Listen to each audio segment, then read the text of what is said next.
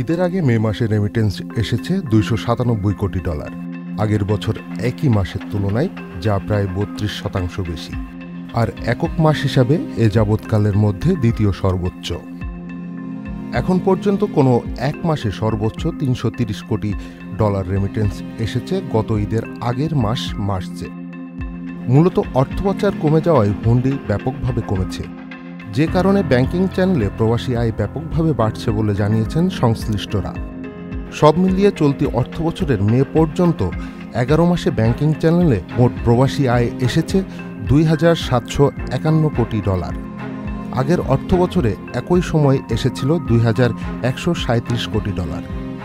এর অর্থ হচ্ছে 11 মাসে বেশি এসেছে $613 কোটি, যা 28.7%।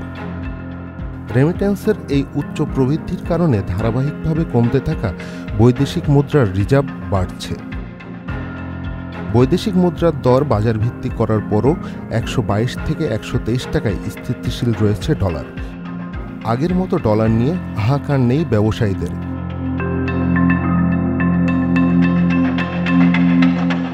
মাহবুব মোর্শেদ, চ্যানেল আই অনলাইন। এই ঈদে জামা জুতো অ্যাক্সেসরিজের ডিসকাউন্ট।